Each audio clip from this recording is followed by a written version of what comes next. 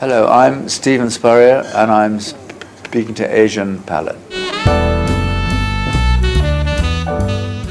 Well, the first difference is we had 2,300 wines this year for Decanter Asia, 2,200 last year. This year at Decanter World Wine Awards we had 14,400, so it's a much wider spread. The Australian and the Italians were probably the biggest countries to go in this year. Argentina, Chile. French were down. I think maybe the French think they have the market, don't need so much to put their wines in because their appellations are well known. I don't know, but as I mentioned last year, the quality of wines is really quite high. What we've found last year is that something like 91% of the wines put in got a medal of some sort. Whereas in London it's 70%.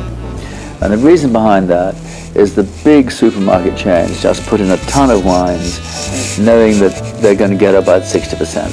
And I don't think people do that over here. I think there's more thought behind what goes in.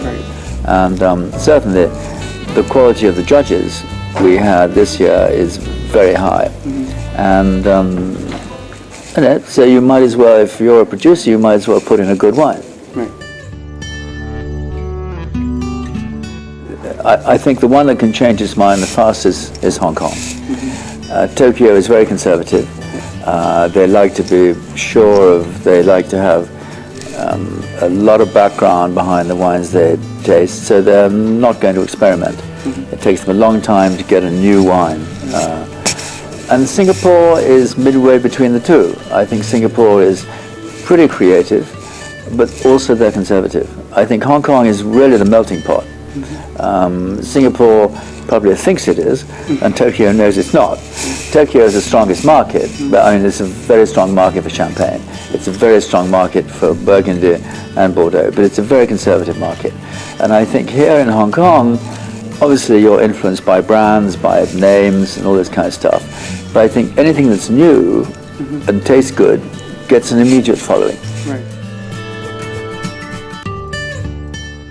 Well, I think it has to be red. It has to be red, and it has to be wines with a certain vigor and a certain tannin to go with the, as you said, stir fry, to go with the rich, rather kind of fattiness, oiliness.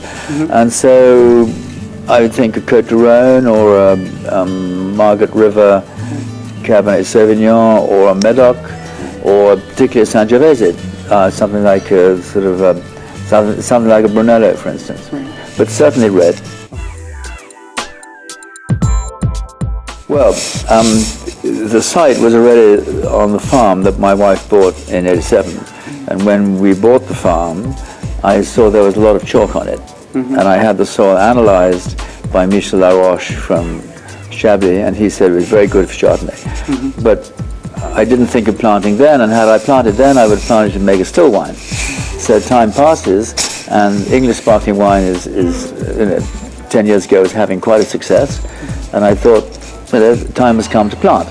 So we had the soil reanalyzed and so on and so forth. Now we're up to 10 hectares, we're up to 25 acres, 55% Chardonnay, 25% Pinot Noir, 20% Pinot Meunier, total Champagne grapes, to make a sparkling wine.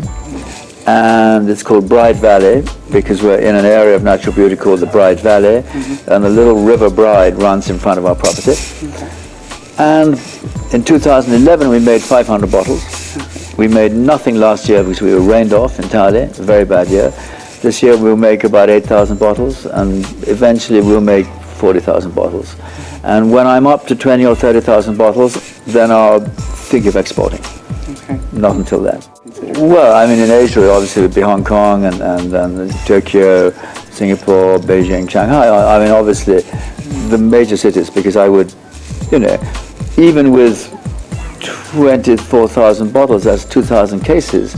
I could maybe allow 200 or 300 cases for the Asian market, that's all. So yeah, I mean I would certainly very much like to see my wine sold on these markets, and I come out here personally to promote it.